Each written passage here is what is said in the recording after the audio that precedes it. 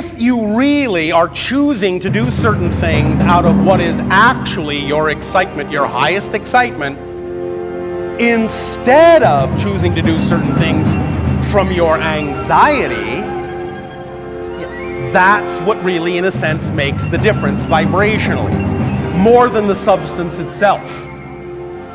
Because again, it's all about how you choose to do things, why you choose to do things, from what frequency you choose to do these things, what kind of relationship you form with these ideas, more than the substance itself. Now, we understand that your society has imbued certain meaning to certain substances already, and that might be collectively true in general, although it can have exceptions, depending upon the individual relationship you may form with some of these ideas or substances, or it's all it is.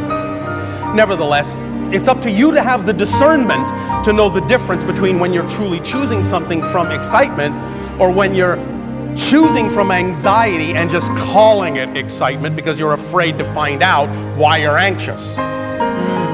Make sense? When you are actually choosing from anxiety and you are afraid to find out what the reason is, then you will gloss it over, you'll go into denial, and you will feel an emptiness because you are not investigating a part of yourself, you're not including a part of yourself holistically. And when you create that emptiness, you will do everything you can from the outer view to fill that hole. You understand? Yes. Or to dull your senses in order to not face the idea of that anxiety. And the reason that most of you do this is because of a particular belief that you have, many of you. And it is this.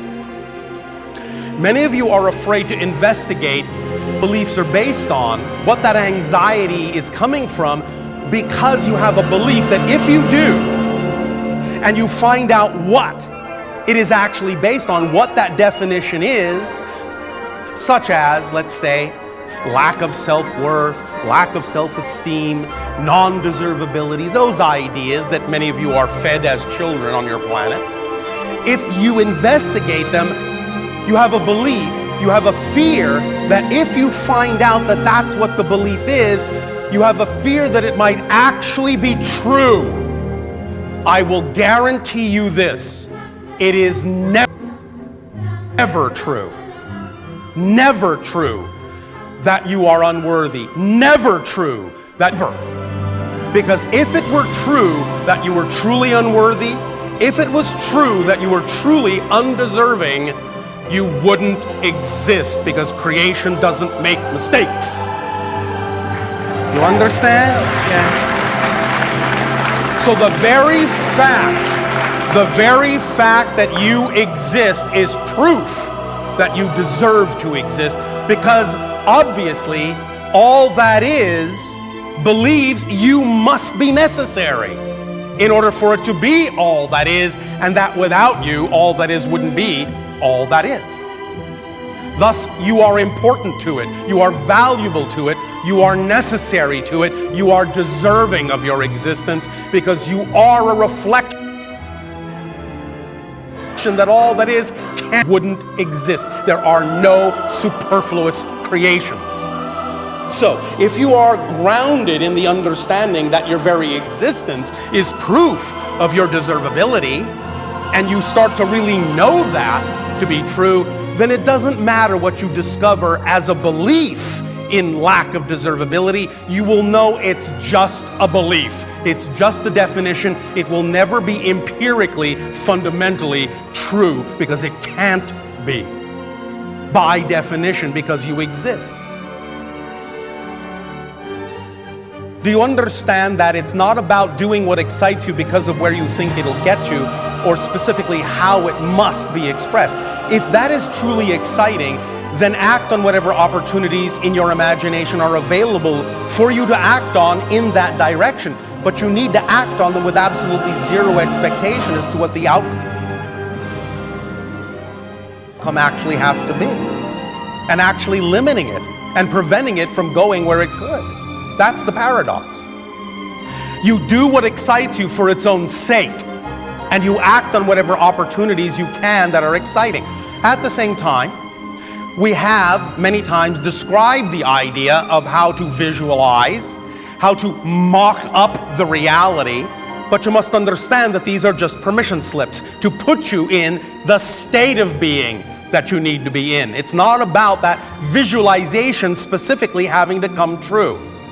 It's about the idea of doing things and acting on things that are representative of that reality, so that you will allow yourself to go into the state of excitement that is symbolically representative of that vision, that image, that reality. But then you must let that reality, that vision, that specific image go. It's only the state of being that matters. And when you allow that particular visualization or state of being or expression or outcome to simply be a reflection of the excitement, a reflection of the state itself, and just stay in the state and let the specifics go, then you allow your higher mind to bring you whatever manifestation is actually representative of that state of being, which is not necessarily what your physical mind has imagined it ought to be. Because what to your physical mind might seem to, and if you insist on a particular outcome, a particular visualization as having to come true in order for you to feel fulfilled, you're actually limiting your higher mind's ability to bring you something even greater than your physical mind was capable of envisioning. Create the visualization if you wish. Create the mock-up physically if you wish. In other words, if you say that it's exciting to be performing before the masses, and you do not see any particular opportunity right now by which to act on to do so, then get as close as you possibly can. Let the picture go and just stay in the state, and then let your higher mind bring you the manifestation that is truly most representative of that state of being right now. Does that make sense? Just remember, visualization, mocking it up, all these things are just permission slips for the purpose of generating this. Don't really matter. Only the state of being does. Circumstances are determined by state of being. State of being is not determined by circumstances. In other words, if you wish to be happy, be happy. Not I'll be happy if, I'll be happy when this occurs. Because then you're making your happiness conditional on an exterior reality that doesn't actually exist. You decide to be happy or not. Remember, the true measure of change is not whether the outside reality reflection changes. The true measure of change is if you respond differently to the outer reflection, even if it stays the same. That's how you prove you've changed. And when you prove you have changed, then the outer reality can reflect it. But if you need the outer reality to change in order to prove it, it will never change, because you haven't proven that you've changed. By needing the outer reality to change, thus then the outer reality knows you haven't changed and will not change to reflect it. You see the physics in this? It's like a physical mirror, literally. Physical reality is a reflection, shall we put it this way, from your higher mind mirror. It's literally like a glass mirror. If you look in a mirror and you see your reflection frowning, you don't go over to the reflection and force the reflection to smile. It will never happen. And you don't say to the reflection, if you do first, you'll be standing there frowning forever. But when you decide to smile regardless of what you see in the mirror, the reflection has no choice but to smile back. Do you understand the analogy? Is this helping you understand the nature and structure of existence more clearly? Life already works. Everything you need is already here. You will know it when you need to know it. You won't know it a moment before you need to know it, but you won't know it a moment later than you need to know it as well. If you just keep acting on your excitement with no expectation or insistence on a particular outcome, everything you need will come to you in exactly the form that works best for you. That's how it works. If you know that's true, you will experience that that's true.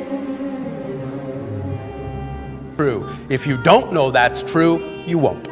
Nature and structure of existence, many of your questions just go poof and disappear, because when you hold them up to the structure and understand the structure, you will see what relates to the structure and what's extraneous to the structure, and then you don't simply need that point of view. You will take that little bent over question mark and straighten it out into an exclamation point.